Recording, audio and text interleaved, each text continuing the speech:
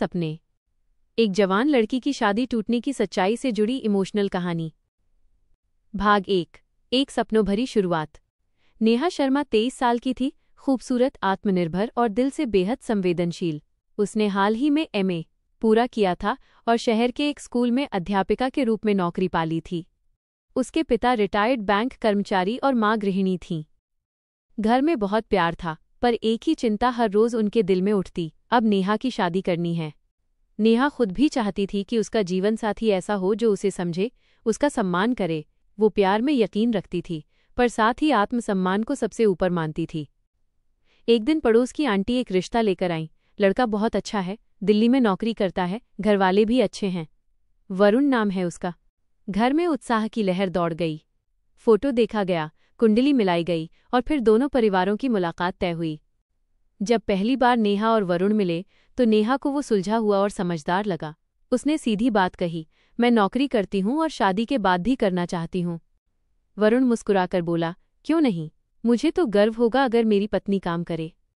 नेहा के मन में जैसे कोई दीप जल गया।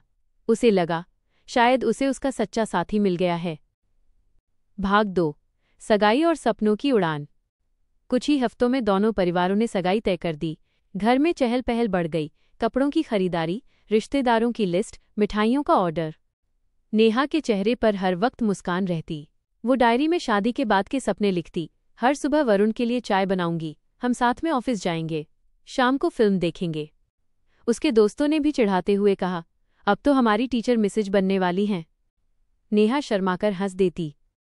लेकिन सगाई के कुछ हफ्तों बाद जैसे हवा बदलने लगी। पहले वरुण हर रोज फोन करता था, अब 2-2 दिन बात नहीं होती। उसके संदेश छोटे होने लगे, जवाब ठंडे। जब नेहा पूछती सब ठीक है ना, तो वरुण कहता, बस थोड़ा काम का दबाव है। नेहा ने बात को वहीं छोड़ दिया, लेकिन उसके मन में हल्की सी चिंता घर कर गई।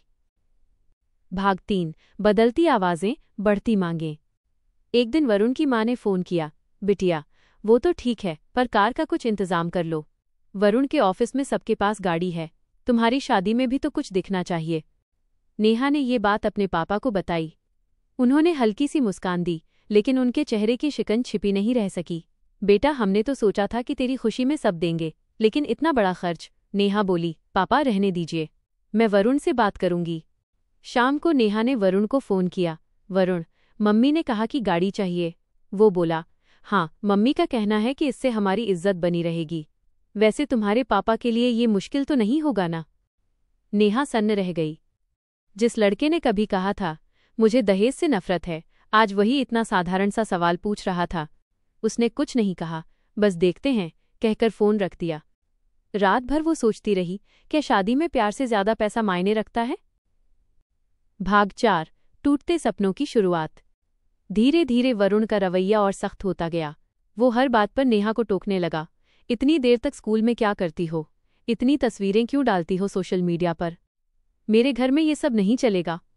नेहा को लगने लगा जैसे उसका दम घुट रहा हो।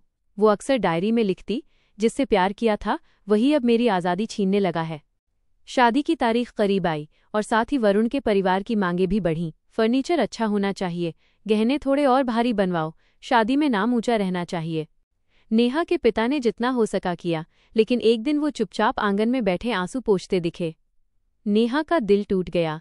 उसे लगा अगर ये शादी पिता के आंसू की कीमत पर होनी है तो नहीं चाहिए उसे ऐसा रिश्ता। भाग 5। निर्णायक मोड़। शादी से ठीक 10 दिन पहले वरुण का फोन आया, नेहा बात सीधी है, मम्मी ने कहा है कि अगर 10 लाख रुपए कैश और नहीं दिए गए तो शादी कैंसिल करनी पड़ेगी। नेहा के पैरों तले जमीन खिसक गई। वो बोली, वरुण ये क्या कह रहे हो, शादी कोई सौदा नहीं है।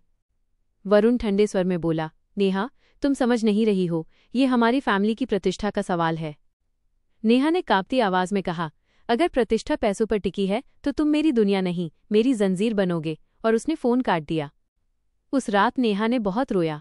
मां ने उसे सीने से लगाकर कहा, बेटी जो रिश्ते में शुरू में ही शर्तें रखे वो आगे तुझे तोड़ देगा। नेहा चुप रही, लेकिन उसके भीतर कुछ बदल गया। भाग 6। समाज की बातें और एक साहसी फैसला। अगले दिन नेहा ने खुद जाकर वरुण के घरवालों से कहा, मैं ये रिश्ता यहीं खत्म करना चाहती हूँ। घरवालों ने हैरानी से पूछा, क्या हुआ बेटा, सब तो तय हो गया था। नेहा ने शांत स्वर में कहा, शादी दो आत्माओं का मिलन है, दो परिवारों का व्यापार नहीं। अगर ये रिश्ता पैसों की नींव पर टिकना है तो ये टिकेगा नहीं। शादी टूट गई। समाज में बातें उड़ने लगीं। नेहा की शादी टूट गई, कुछ गड़बड़ होगी लड़की में। आजकल की लड़कियां जरा भी समझौता नहीं करती। लेकिन नेहा ने सब कुछ सहा। उसने खुद को समेटा, फिर से नौकरी पर लौटी। पहले दिन स्कूल की घंटी बजी। बच्चों ने कहा, मैम आप मुस्कुरा क्यों नहीं रहीं? नेहा ने हल्की मुस्कान दी और कहा, कभी कभी जिंदगी हमें सिखाती है कि मुस्कान सबसे बड़ी ताकत होती है। भाग 7। नई शुरुआत की रोशनी। कई महीने बीत गए। नेहा ने धीरे धीरे खुद को फिर से संभाल लिया। वो अब आत्मनिर्भर और मजबूत थी। एक दिन उसे दिल्ली में एक शिक्षण कार्यक्रम में शामिल होने का निमंत्रण मिला। वहां उसकी मुलाकात आर्यन से हुई, एक युवा सामाजिक कार्यकर्ता जो गरीब बच्चों को पढ़ाता था। आर्यन की बातें दिल को छू गईं। उसने कहा, लोग प्यार को पाने की कोशिश में खुद को खो देते हैं, जबकि असली प्यार तो वो है जो तुम्हें खुद से मिलाए। नेहा के भीतर कुछ पिघला। उसे एहसास हुआ कि जिंदगी तब खत्म नहीं होती जब शादी टूटती है, बल्कि तब शुरू होती है जब इंसान खुद को पहचान लेता है। धीरे धीरे आर्यन और नेहा के बीच दोस्ती हुई। आर्यन ने कभी उससे उसके अतीत के बारे में नहीं पूछा, बस इतना कहा, मैं तुम्हें तुम्हारी हिम्मत के लिए जानता हूं, तुम्हारे अतीत के लिए नहीं। नेहा की आंखों में आंसू आ गए। वो बोली, मैंने कभी सोचा नहीं था कि कोई मुझे मेरी टूटी कहानी से नहीं, मेरी जिंदी मुस्कान से पहचानेगा। भाग 8। संदेश और अंत। समय बीता और नेहा ने एक नया